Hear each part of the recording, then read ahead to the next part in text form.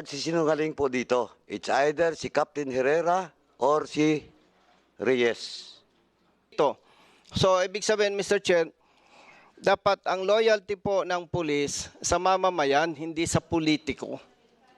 Kung ang pagsisilbihan ninyo ay politiko, na mali naman ang instruksyon, ganyan ang mangyayari sa inyo, Colonel Balinsona. May kaso, floating. Pagmamalasin, madidismiss ka pa sa service.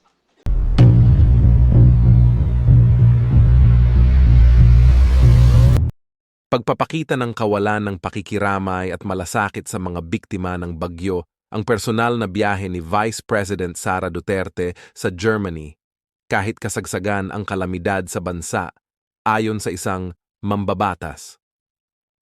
Vice President Sara Duterte left hundreds of thousands of Filipinos in agony and despair due to the onslaught of Super Typhoon Karina as she flew with her family to Germany last Wednesday for an apparent vacation. Ani Lagman. Her lack of empathy and concern is appalling, as Metro Manila and many parts of the country are reeling in a state of emergency. Dagdag pa nito. The sincerity of public leaders must be gauged by their selflessness and support in times of nationwide calamities and emergencies. Giit ni Lagman. Samantala, nilinaw ng Office of the Vice President, OVP, na personal trip ang pag-alis ni Duterte kasama ang kanyang pamilya. Her departure received the necessary approvals, as evidenced by the travel authority issued by the Office of the President dated 09 July 2024. Bago po ako magsimula, ako po si Josie Pama. Magandang umaga po sa ating Honorable Dan Fernandez at sa kay Kong Ann Matibag at sa ating lahat po dito, magandang umaga po. Noong pong gabi na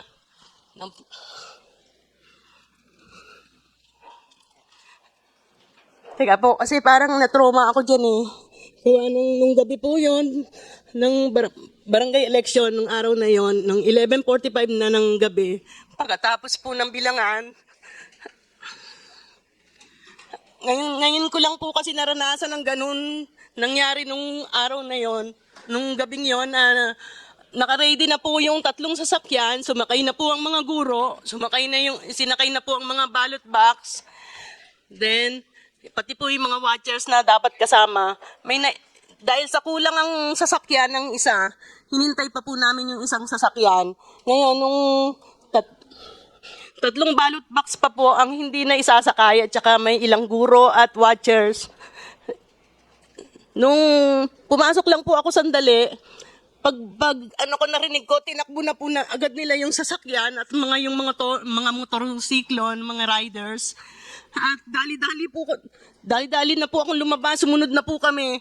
Ngayon hinabol po namin sila. Pagdating po sa United, natatanaw ko na rin yung highway. Nagulat ako nung ikinana nila imbis na kaliwa. Kasi ang papuntang San Antonio Elementary School, pakaliwa po. Ang papuntang kanan, City Hall po yun. Kaya nung nakita kong kumanan sila, parang na-tense na po ako at nagtatawag na po ako sa bintana ng sasakyan. Sabi ko, tayo, kaliwa tayo, San Antonio tayo. Pero po, parang hindi po narinig ng mga ibang riders. Kaya nung pagdating po sa may likod ng palengke, talagang malapit na kami sa City Hall. Buti na lang po na may nakita akong isang riders na kakilala ko at sinabi ko sa kanya, dali, harangin nyo, papunta tayo ng San Antonio kasi bibilangin pa lahat po yung ballot box doon, yung ballot, opo, yun po. Kaya pagdating po doon sa may papuntang City Hall, inarang na po ng mga ng mga riders na kakilala ko hanggang sa sabi nila kalma ka na, papunta na kami ng San Antonio. Kaya po napunta na po ng San Antonio. At yung sinusundan po kasi nila ang isang van na ang nagdadrive po ay yung pulis na sabi nila si Lunar po.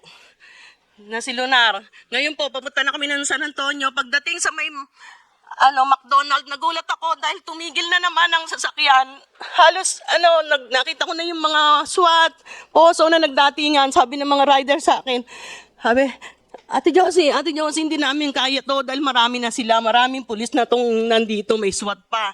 Kaya pilit pong binabalik ng City Hall ang sasakyan, yung mga jeep na may mga lamang ballot box at yung mga guro. Kaya tumawag na po ako sa radyo, may hawak po akong radyo noon. Kaya tinawagan ko na lahat, pati po si Attorney Melvin Matibag, tinawagan ko na po siya.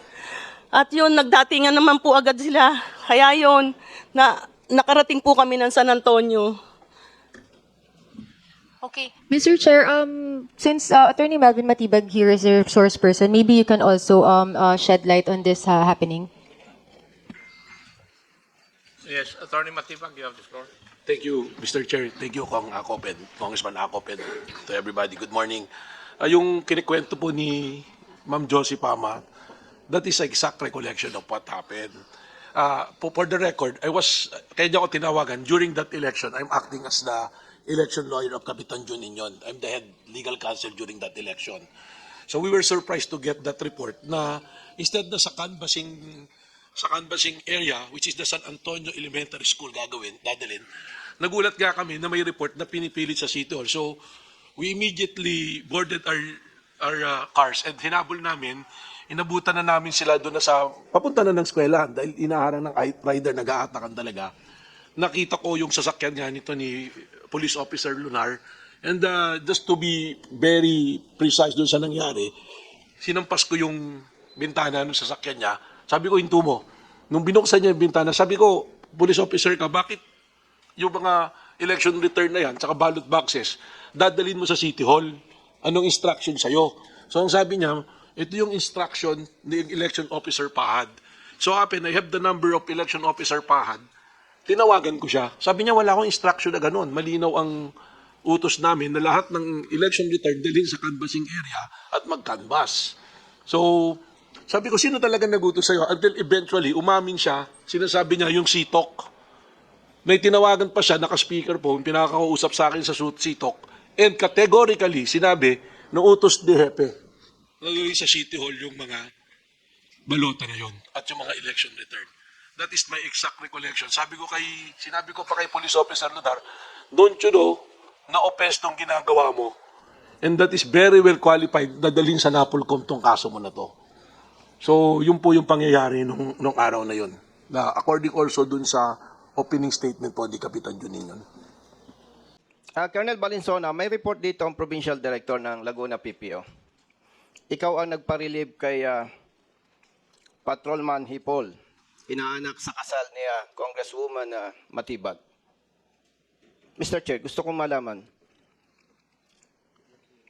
anong reason bakit mo siya ipinarelieve? Good morning po, sir. Sir, for personal swapping po, sir. Walang ibang reason?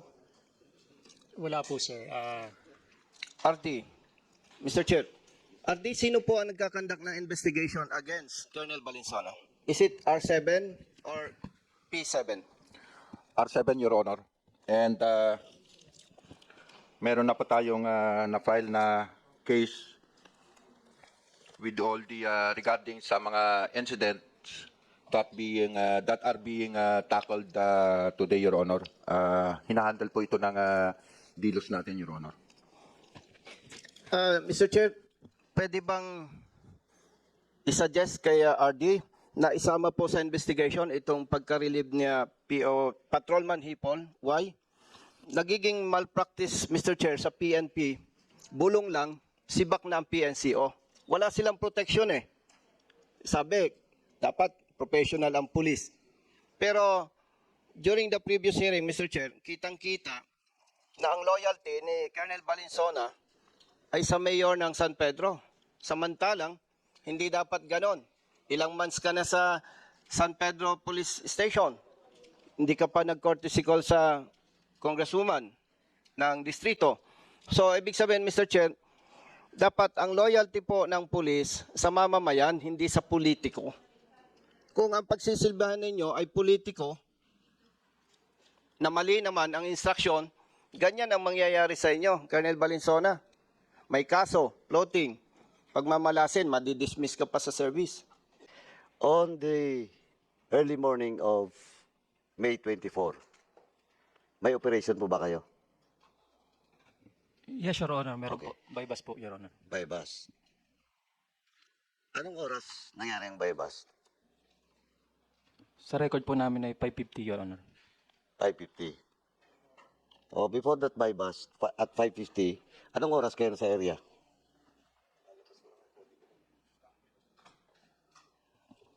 Mga 3 a.m. po, Your Honor. 3 a.m. Okay, 3 a.m. And, Mr. Chairman, on record, past 3 a.m., nangyaring pagpasok doon sa bahay ng witness natin.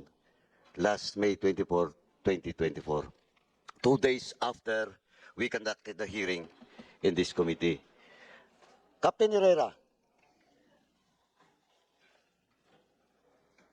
sino kayong chief of police mo that time?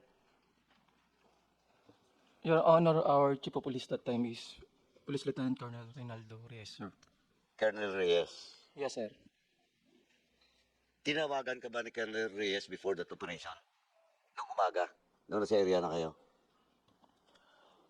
As I recall, sir, Your Honor, is ako po ang tumawag sa kanya, Your Mga Honor. anong oras?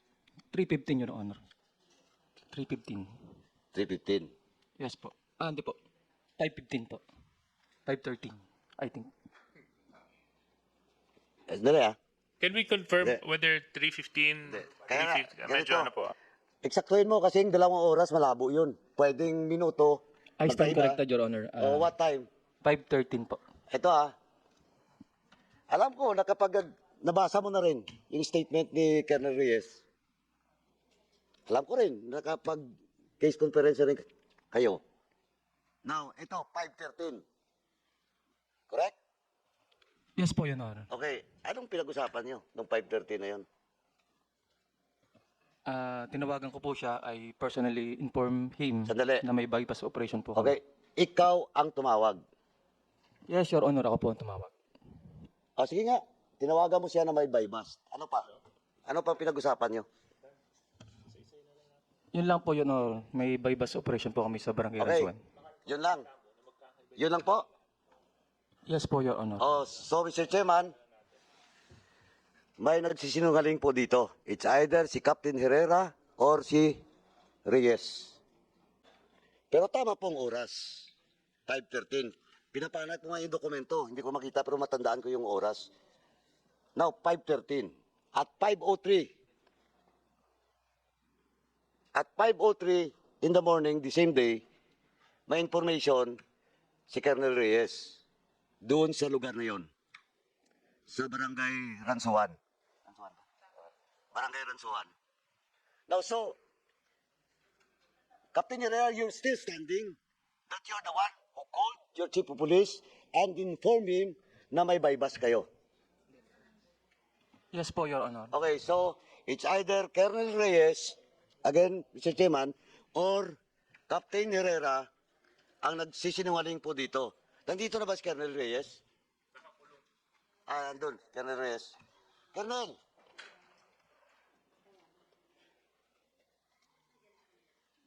During the previous hearing, well, in fact, binasa mo pa nga eh. Kaya kinuha ko yung papel. Kasi sabi ko nga, hindi mo kailangan magkaroon ng notes because that only happens a week ago. A week after that last week na hearing. Now, Colonel Reyes, your statement during the time